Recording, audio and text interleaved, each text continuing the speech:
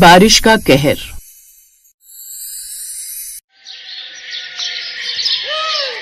सुनीता, जल्दी से घर के सारे दरवाजे और खिड़की बंद कर दो। बाहर काफी तेज आंधी आ रही है। ऐसा लग रहा है मानो बाहर बहुत तेज बारिश होने वाली है। ये आप कैसी बातें कर रहे हैं जी? अगर बारिश हो तो हम लोग सोएंगे कहाँ? आप तो जानते हैं कि हमारी छत टूटी हुई है। एक तो ये ठंड, ऊपर से इस बारिश का कहर। भगवान जाने अब हम क्या करेंगे। यही तो मुझे भी समझ नहीं आ रहा। भगवान हम गरीबों को कुछ ज्यादा ही परेशानी देते हैं। गरीबों की बढ़ती गरीबी कम होने का नाम नहीं ले रही और अमीरों की अमीरी कम होने का नाम नहीं ले रही। अमीर लोग हम गरीबों को पैसा अपने घर और अपने बैंक बैलेंस में रखते हैं, लेकिन हम लोगों को पाई पाई के लिए तरसना पड़ता है। दोनों पति पत्नी आपस में बात कर रहे थे कि तभी उनके माथे पर बारिश की बूंदें टपकने लगती हैं। सुनीता और मनोज काफी परेशान हो जाते हैं। थोड़ी देर में आशा बाहर आती है और अपने बहू बेटों से कहती है, मनोज, अंदर पलंग के नीचे एक बड़ी सी पन्नी रखी हुई है।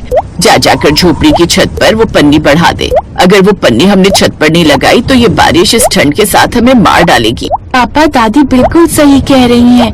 वैसे भी हमारे पास ठंड से बचने के लिए ज्यादा जुगाड़ नहीं, और तो और हमारे पास एक गर्मा गर्म कंबल भी नहीं है, और ऊपर से ये बारिश हो रही है, ठंड और बढ़ रही है। पापा, इसलिए जाकर जल्दी से छत को ढक दीजिए, ताकि ज्यादा न सही पर थोड़ा बहुत ही सही हम इस बारिश से बच तो जाएंगे ना। आप सब बिल्कुल सही कह रहे हैं। सुनीता, बाहर जो सीढ़ियाँ रखी हुई हैं, तुम उसे पकड़कर खड़ी होना, मैं ऊपर जाकर अभी छत को ढक देता हूँ। मनोज की बात सुनकर अब सुनीता मनोज के साथ बाहर जाती है और सीढ़ी पकड़कर खड़ी हो जाती है। मनोज भी अब अपनी झोपड़ी की छत को पन्नी से ढक देता है और नीचे घर में आ जाता है। उस बड़ी सी पन्नी को झोपड़ी की छत पर छापने से बारिश का पानी अंदर तो नहीं आता, लेकिन बाहर बढ़ती ठंड मनोज और उसके परिवार की जान लेने पर उतर आती है। पिंकी ठंड से थरथराने लगती है और आशा बूढ़ी होने के कारण उसके पैरों में दर्द होने लगता है, जिसे देख मनोज और सुनीता काफी परेशान हो जाते हैं। मनोज जी, आप जरा भी परेशान मत होइए। घर में कुछ सूखी लकड़ियां हैं, मैं उन्हें जला देती हूँ। उन लकड़ियों से ठंड भी काबू में रहेगी और बारिश से भी हमारा बचाव हो जाएगा। थोड़ी देर बाद सुनीता अपने घर में कुछ सूखी लकड़ियां जलाती है। उन जलती लकड़ियों की गर्माहट में अब आशा और पिंकी को काफी राहत पहुंचती है, और अपने परिवार को इस तरह देख मनोज काफी परेशान हो जाता है।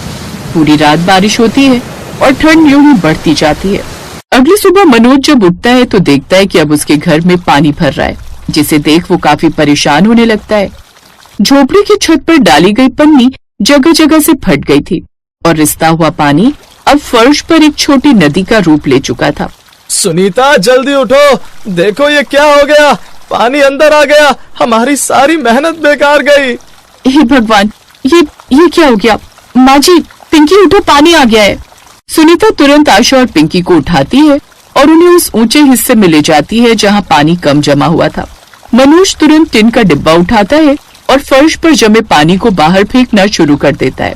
तो वही पिंकी कांपते और खांसते हुए अपनी माँ से कहती है, माँ, बहुत ठंड लग रही है, और अब तो ये पानी कहाँ से आ गया?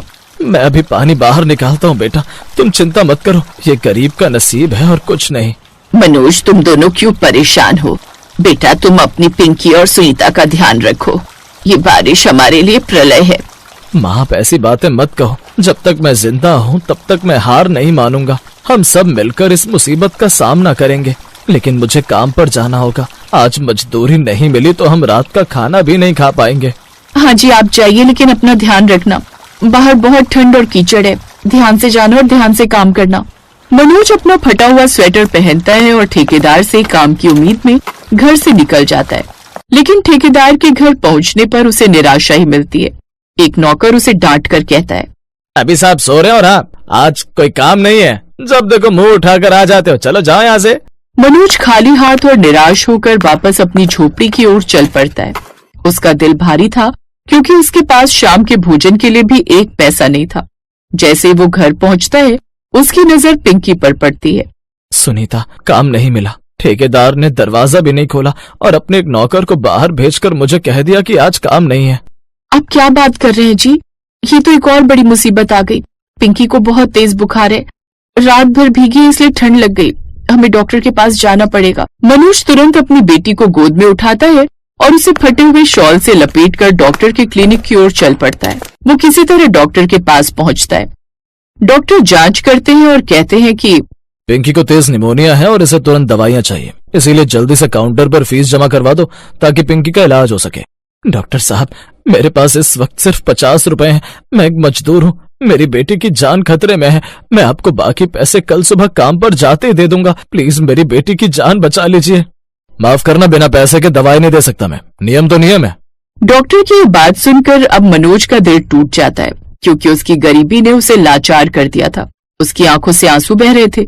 तभी क्लिनिक में बैठी एक अजनबी महिला ये सब देखकर डॉक्टर से कहती है, डॉक्टर साहब, आप अपनी फीस के चलते एक बच्चे की जान खतरे में डाल रहे हैं। खैर कोई बात नहीं, आप मुझसे फीस ले लीजिए और दवाई इन्हें दे दीजिए, क्योंकि उनकी फीस मैं दे रही हूँ। उस दयालु महिला ने 400 रुपए दिए और मनोज से कहा कि वो अपनी बेटी को दवाई दे।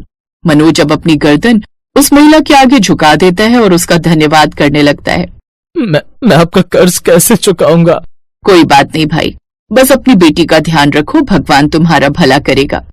मनोज दवाइयां लेता है और तेजी से घर की ओर भागता है। उसे लगा कि दुनिया अभी भी दया और मानवता से खाली नहीं हुई है। घर पहुंचकर मनोज सुनीता को पिंकी की दवाई दे देता है और वो दवाई पिंकी को खिलाने को कहता है। कुछ देर बाद अब वो उसे गर्म कपड़ों से ढक देते हैं।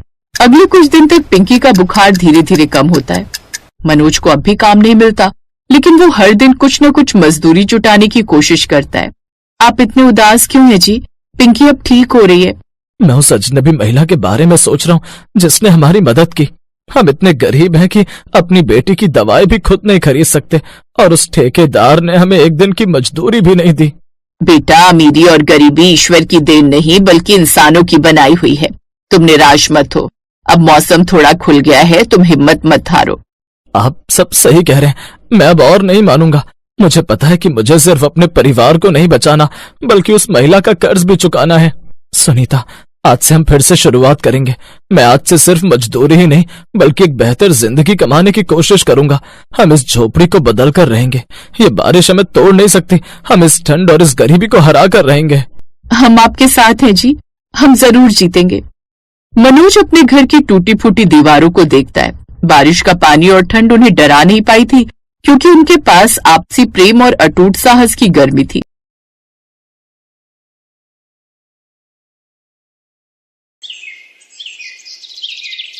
कृष्णा देवी आज बहुत खुश थी, क्योंकि उनके बहू बेटे शहर से आए हुए थे।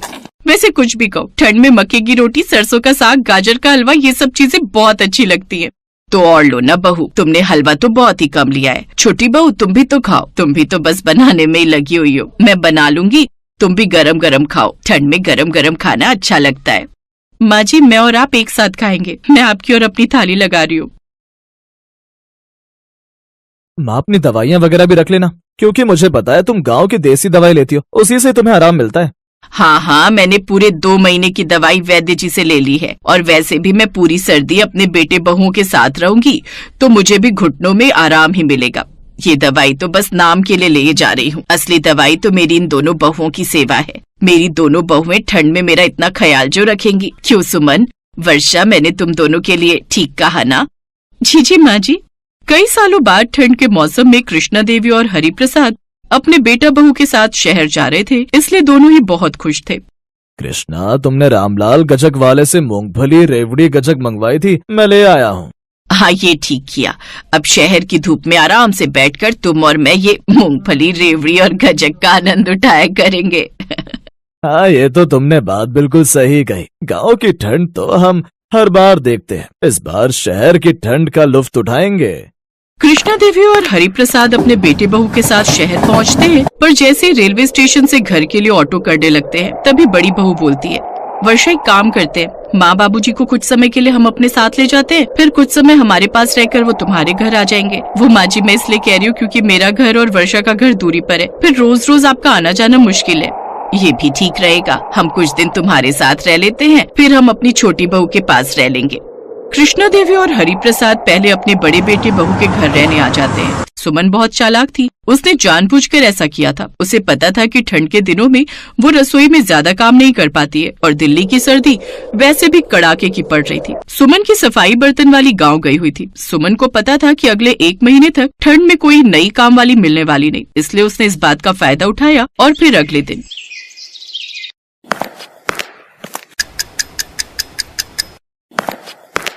कृष्णा, सुबह सुबह इतनी ठंड में तू रसोई में क्या कर रही है? कुछ नहीं, बर्तन धोकर रसोई साफ कर रही थी। सुमन बता रही थी उसकी काम वाली 1 महीने के लिए गांव गई है। बेचारी सुमन सुबह सुबह उठकर ठंड में रसोई में काम करेगी, वो भी तो नहीं सही ना। सोचा मैं ही थोड़ा काम कर लूं, बहू के काम में हाथ बटा लूंगी। मैंने गैस पर आलू उबालने रख दिए हैं। सोच रही हूँ बच्चों को आज आलू की कचौड़ी बनाकर खिलाऊंगी। आज वैसे भी रमेश की ऑफिस की छुट्टी है। वो सब तो ठीक है, पर अपने घुटनों का भी ध्यान रखना। पता चला कि फिर से तेरे घुटनों में दर्द शुरू हो गया। सुबह सुबह पानी का काम कर रही है, बाहर देख कितनी ठंड है। तभी सुमन रसोई में आ जाती है। माँ जी, अरे आपने तो सारा रसोई का काम कर लिया। मैं तो सोच रही थी ठंड में उठूंगी और रसोई में ठंडे पानी में बर्तन करके फिर अपने लिए चाय बनाऊंगी। आपने तो बहुत बढ़िया कर दिया। आपके आ जाने से मुझे कितना सुख हो गया है माँ जी। अब एक काम करो, मेरे लिए 1 कप अदरक वाली गरम गरम चाय और बना दो। माँ जी, आपने जैसा गाजर का हलवा गांव में खिलाया था ना, आप बिल्कुल वैसा ही बना देना। बाबूजी, आप ना बाजार जाकर गाजर खरीद लाना, माँ जी हलवा बना लेंगी। माँ, तुम्हारे हाथ के आटे की पिन्नी बड़ी स्वाद लगती है, वो भी बना लेना। हाँ हाँ, क्यों नहीं, जरूर बना दूंगी। सर्दियों का जो भी सामान है, आटे की पिन्नियाँ, हलवा, गोंद के लड्डू, मैं ठंड में तुम्हारे लिए सब कुछ बना कर रख दूंगी, क्योंकि फिर छोटी बहू के घर भी तो रहने जाना है। क्या करोगे माँ जी? अभी कुछ दिन और यहाँ रहो मेरे पास, वहाँ तो एंड में जाना जब आप गाँव जाने लगोगे। इतनी ठंड में वहाँ क्या ही करोगे? उनके घर में तो धूप भी नहीं आती है, यहाँ तो आपको आंगन में भी धूप मिलती रहती है। कृष्णा देवी बेचारी भोली भाली थी।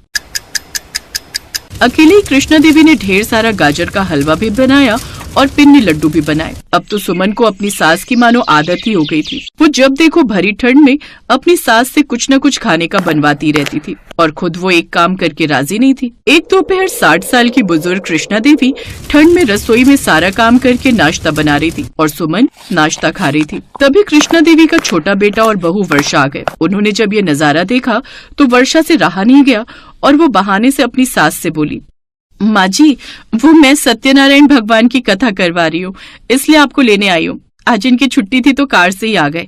आप अपना सामान पैक कर लो और अब आप मेरे साथ रहने चलो। अचानक सत्यनारायण भगवान की कथा? पर इतनी जल्दी कैसे प्लान बना लिया? भगवान के काम में प्लान क्या बनाना, जब उनकी इच्छा होती है तभी सारे काम हो जाते हैं। पर आज तो सुमन ने साग मंगवाया हुआ था, वो भी साफ करना है, बनाना है। हाँ, अगर माँ जी चली गई तो इतने ठंडे पानी से साग कौन धोएगा? अब मेरा मतलब है माँ जी साग बहुत अच्छा बनाती है ना, मैं ये कह रही थी। अब आपके साग के चक्कर में माँ जी थोड़ी यहाँ बैठी रहेंगी। आप बना लो साग, आपको भी तो आता है। और एक काम करना, माँ जी के लिए भिजवा देना। अरे मैं लेता जाऊंगा भाभी, मुझे वैसे भी इस साइड दोबारा आना है। आप साग बनाकर तैयार रखना। वर्षा के ससुर बहुत खुश थे क्योंकि वो जानते थे कि उनकी छोटी बहू वर्षा बहुत अच्छी है और वो सुमन की तरह कृष्णा देवी को ठंड में परेशान भी नहीं होने देगी। कहीं न कहीं उन्होंने चोरी छुपे अपनी बहू से पहले ये बात कह दी थी, इसीलिए तो वर्षा बहाने से अपनी सास को लेने आई थी। सास के जाने के बाद सुमन को अपनी सास की कदर हुई, क्योंकि सास के होते हुए तो वो कोई काम कर ही नहीं रही थी, ठंड से बची हुई थी। पर सास के जाते ही सारे काम उसके सिर पर आ गए। कृष्णा देवी को अपनी बड़ी बहू और छोटी बहू में फर्क उसी दिन समझ में आ गया, जब दोपहर के समय कृष्णा देवी और हरिप्रसाद छत पर धूप सेक रहे थे और बहू वर्षा उनके लिए गरम गरम खाना बनाकर ला रही थी। माँ, बाबूजी, मूली और अमरूद भी काट कर लाई हूँ, कल ये ऑफिस से आते हुए ले आए थे। कच्ची कच्ची मूली है, अमरूद देखो कितना मीठा है। माँ जी खाकर देखो। कृष्णा, सच बताना, क्या छोटी बहू के घर आकर तुम्हें अच्छा नहीं लग रहा? बहुत अच्छा लग रहा है जी। वर्षा, तुम बहुत अच्छी हो बहू। और वो मैं कह रही थी, सत्यनारायण भगवान की कथा। माँ जी, अब मुँह से बोला है तो हम जरूर करवाएंगे सत्यनारायण भगवान की कथा। क्यों बाबूजी? हाँ बहू, जरूर करवाएंगे, कल ही रख देते हैं। बहू, प्रसाद वगैरह बनाना हो तो मुझे बता देना। माँ जी, आप मेरे पास हो ना, तो यहाँ पर आप आराम से रहो। मैं आपको कोई काम नहीं करने दूंगी। आप मेरे पास आराम के लिए आए हो, काम करने के लिए नहीं। और रही बात प्रसाद की, तो वो तो मैं बना लूंगी। छोटी बहू वर्षा की बात सुनकर कृष्णा देवी की आंखों में आंसू आ गए। सच ही तो है, हमारे बड़े हमसे और क्या चाहते हैं, बस अपनापन और प्यार। वो हमारे लिए इतना कुछ करते हैं, वो भी बिना किसी स्वार्थ के। तो हमें भी अपने बड़ों की सेवा निस्वार्थ भावना से करनी चाहिए। यही अच्छे संस्कारों की पहचान। Thanks for watching.